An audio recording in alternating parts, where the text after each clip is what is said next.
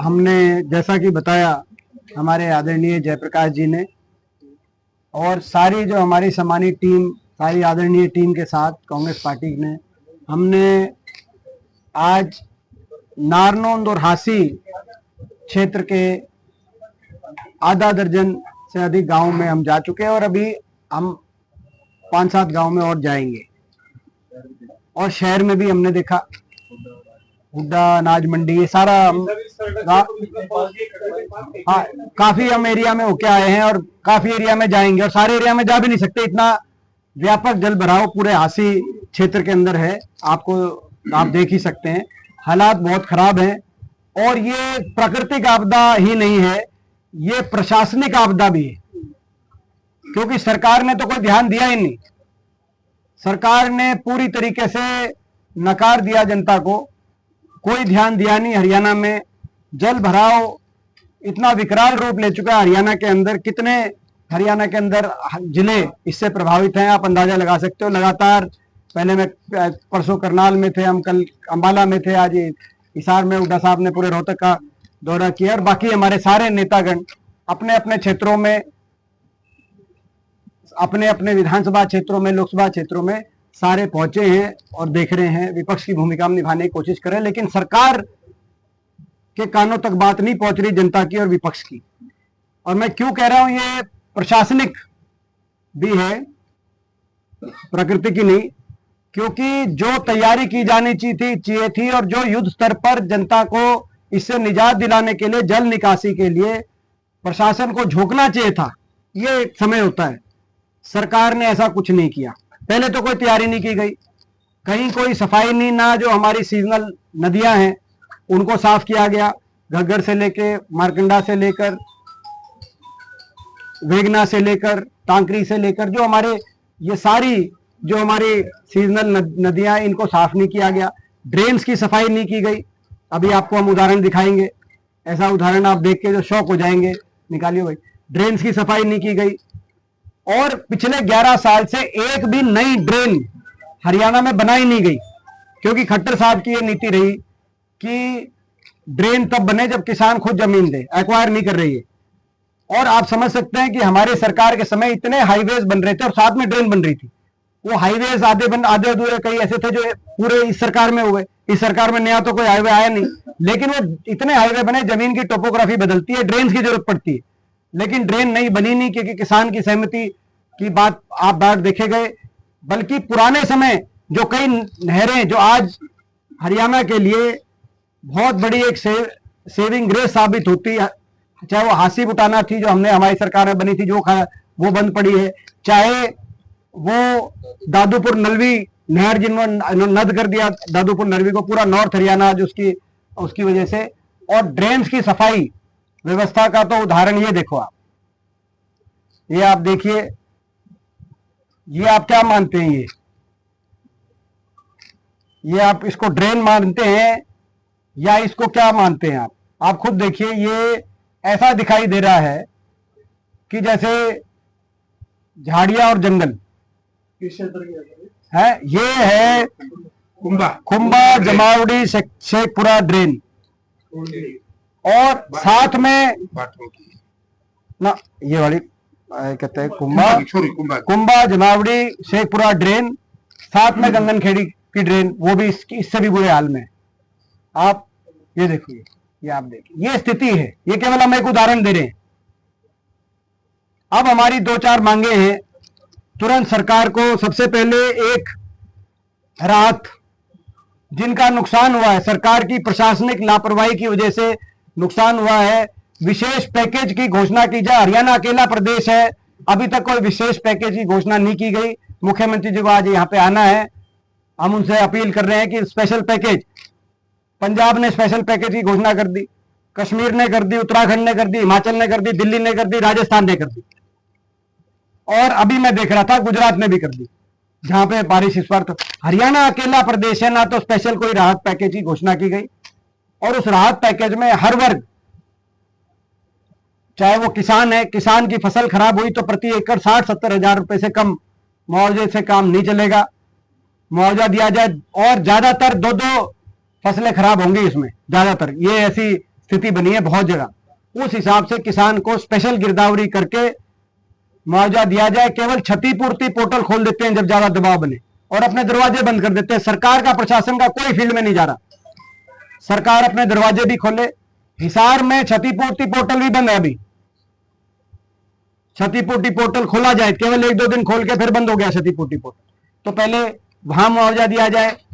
इसके साथ साथ जिन घरों में नुकसान हुआ है आबादी के इलाके में, अभी हम गांव में गए, थुराना गांव में 250 घर, जिसमें ज्यादातर गरीब परिवारों के घर हैं, 250 घर पानी घरों तक पहुंचा हुआ है। गलियां, घर में आधा फुट पानी। तो घरों का कितना नुकसान होगा आप अंदाजा लगा सकते हैं। कहीं तरेड़ आ रही है, कहीं शिलान्यास, घरों में कितना बड़ा नुकसान होगा। बल्कि कई जगह तो वहां पे माताओं बहनों ने हमें बताया, थुराना गांव, आपके माध्यम से हम सरकार को चेतावनी दे रहे हैं, क्योंकि अभी 2 दिन पहले हमारे भवानीखेड़ा हल्के में गांव में छत गिरने से 3 हमारे एक परिवार में 3 की डेथ हुई, मृत्यु हुई, आपको पता है। वहां पे थुराना गांव में भी एक खतरा मंडरा रहा है। और थुराना ही नहीं, ये सर्वे कराया जाए पूरे जिले में, किसी भी गांव में अगर आबादी के क्षेत्र में गरीब परिवारों में अगर पानी घुसा है और वहां पर घर को गिरने का खतरा है, तो सबसे पहले वहां राहत पहुंचाई जाए, तो घरों का मुआवजा दिया जाए। घरों के लिए भी एक विशेष पैकेज की घोषणा करते हुए, साथ में छोटा दुकानदार, एक हफ्ते से दुकान भी बंद है। ये हासी शहर की भी बात आप पता करो, चाहे और बाकी भी बहुत जगह, चाहे छोटा दुकानदार हो, चाहे कहीं जगह इंडस्ट्रियलिस्ट भी हो। अंबाला के अंदर सारा जो इंडस्ट्रियल सेक्टर है वो सारा अंबाला कैंट में, कल मैं खुद देख के आया, विद साहब का हल्का अंबाला कैंट में, वहां पर 7-7 फुट पानी है इंडस्ट्रियल जो उनका जोन है उसके अंदर। तो इंडस्ट्री की नुकसान हुआ, घरों का नुकसान हुआ, वहां पे राहत पहुंचाने के लिए एक विशेष पैकेज सरकार तुरंत घोषित करे और युद्ध स्तर पर राहत पहुंचाने के लिए एक स्पेशल मॉनिटरिंग कमेटी बने। मुख्यमंत्री जी हंसे जा रहे हैं और धरातल पे इतनी मुश्किलों का सामना प्रदेशवासियों को करना पड़ रहा है, कितनी दुख की बात है। कभी कुछ बात कर रहे हैं, कभी कुछ बात कर रहे हैं। गुड़गांव में ज्यादा बारिश आई तो खट्टर साहब कह रहे हैं कि मेट्रो में लोग क्यों नहीं सफर कर रहे। मेट्रो खुद बनवाई नहीं, अब ज्यादा लोगों ने वहां पर, तो अब जाके कह रहे हैं कि हम भूमि पूजन करके शुरू करें। 11 साल से मेट्रो नहीं बनवाई, यानी कि कांग्रेस की सरकार में बनी हुई मेट्रो में कह रहे हैं कि मेट्रो में लोग जाएं, यानी कांग्रेस के सरकार 11 साल में 1 इंच मेट्रो नहीं बनी। तो ये स्थिति है। तो आज मैं समझता हूं कि सरकार का रवैया, मुख्यमंत्री जी का रवैया और जिनके हाथ में सरकार की डोर है, जो आप समझ सकते हैं कि प्रशासन के अधिकारी मुख्यमंत्री जी को तो कुछ मान ही नहीं रहे, क्योंकि सबको पता है दिल्ली में केंद्रीय मंत्री एक हैं, उनकी हाथ में सारी सत्ता की डोर है। तो मैं समझता हूं उन लोगों को सीरियसली लेना चाहिए। युद्ध स्तर पर एक मॉनिटरिंग कमेटी बने, जहां विपक्ष की कोई हमारी जिम्मेदारी लगेगी। पूरा विपक्ष मैदान में, पूरी कांग्रेस पार्टी मैदान में, कांग्रेस का हर कार्यकर्ता, नेता, विधायक, एमपी सारे हम लोग मैदान में, हम पूरी तरीके से सहयोग करने को तैयार हैं। मगर सहयोग लेने वाला तो कोई सहयोग लेने वाला नहीं मिल रहा। और तुरंत जल निकासी के लिए जहां वीटी पंप सेट मोटर, जो अपना हमारी पाइप, कई जगह पाइप की बड़ी भारी हमने देखा, कभी हर गांव में, जिस गांव में हम जाते थे वहां पे कि भाई पाइप भिजवा दो, भाटोल गांव में जी पाइप भिजवा दो।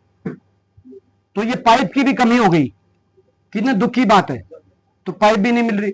तो जहां जिसकी जरूरत है, और कई जगह तो ऐसा हुआ, एक गांव का आप नाम नोट करो और आप खुद जाके पता करो गांव से, शेखपुरा गांव में वीटी आई और 2 दिन रही और बोला गया कि भाई इसको बिना शुरू कराए अब किसी और गांव में भेज दी। और पूछ रहे हैं तो पता भेजी तो थी, बाटला में भी खड़ी रही है, बाटला में भी खड़ी रही, और वो 2-4 दिन के बाद गंगनखेड़ी में भी। तो 2-4, मतलब आप अंदाजा लगाओ कि बिना शुरू करे, यानी कि बिजली की लाइन नहीं दे रहे कहीं। बिजली की लाइन की जहां जरूरत है बिजली की लाइन दी जाए। जो अभी युद्ध स्तर पर तुरंत राहत पहुंचाने का जो रोड मैप बनना है, उसके लिए मॉनिटरिंग हो स्टेट लेवल पे और जिला स्तर पे। राहत का अलग है, मुआवजे का अलग है, और अगला सीजन कम से कम का रास्ता निकले उसका अलग है। और इसके साथ साथ ये पॉलिसी खट्टर सरकार की और खट्टर साहब की ये पॉलिसी कि भाई ड्रेन के लिए खुद जमीन दो, जिसकी वजह से आज जल भराव हर हरियाणा के जिले में और हर बरसात के सीजन में, इस बार तो ज्यादा बारिश है मगर फ्लड कहीं आए ना आए, जल भराव में हमारी लाखों एकड़ जमीन आज भेंट चढ़ गई। इस पॉलिसी को बदला जाए और जहां ड्रेन्स की जरूरत है वहां पे ड्रेन्स का निर्माण किया जाए, उचित मुआवजा देकर जमीन एक्वायर कर, ये हमारी मांगे हैं। दौरे कर रहे हैं, उनके दौरे को कैसे देखते हैं? मुख्यमंत्री जी का समझ में नहीं आया मुझे। आज मैं देख रहा था, पहले तो मुख्यमंत्री जी ने कोई दौरे किए नहीं, मुख्यमंत्री जी ने कोई दौरे किए नहीं और हंसी में सारी चीज टालते रहे, और अब गुप्त दौरे कर रहे हैं। और उसके बाद गुप्त दौरे में जब वहां से चले जाते हैं, मैं देख रहा था आज शायद नगल में, शाहबाद में भी, तो आज जहां गए और उनके खुद के विधानसभा क्षेत्र में भी गुप्त दौरा, मतलब जाने के बाद मीडिया में फोटो आती है कि आगे चले गए मुख्यमंत्री जी यहां, तो यानी कि वो खुद ये बात स्वीकार रहे हैं कि अगर बता के जाएंगे तो लोगों में कितना गुस्सा होगा प्रशासनिक विफलता की वजह से कि वो गुस्सा सारा फूटेगा।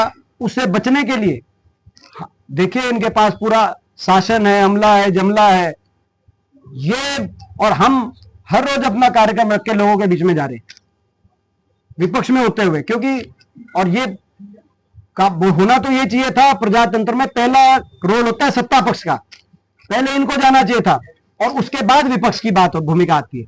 लेकिन यहां जब हम गए उसके बाद अब औपचारिकता के लिए गुप्त दौरे, ये पहले मुख्यमंत्री हैं जो गुप्त दौरे कर रहे हैं, ये पहला गुप्त दौरा होगा शायद देश के इतिहास में ऐसा गुप्त दौरा। और एक और मैं आपको बताऊं, 1 महीने पहले जैसे कि अभी एमपी साहब ने बताया, हम आए थे इस क्षेत्र के अंदर, वानीखेड़ा में, हासी में, कई गांव में गए थे हम, और हमने तब भी ये चेताया था सरकार को।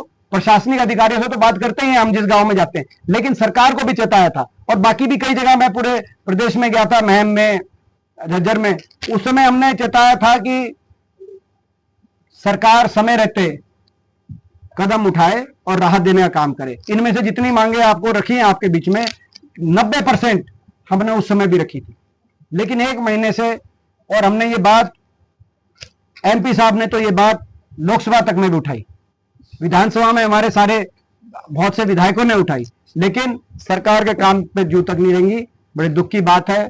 हम सरकार की रवैया की निंदा करते हैं और मांग करते हैं सरकार हमारी जितनी भी हमने पॉइंट्स लिखे हैं इन सारे पॉइंट्स का जवाब दे।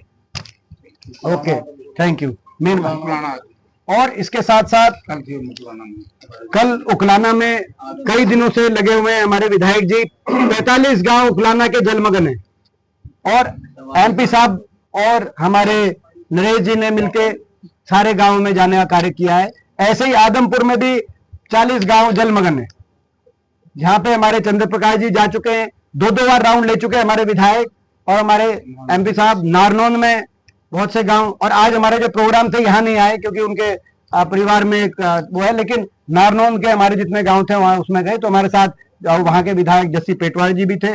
बाकी भी चाहे वो नलवा का क्षेत्र है, चाहे जो भी अपना जहां भी है, हमारे सारे प्रतिनिधि जा रहे हैं और हम लगातार जाते रहेंगे।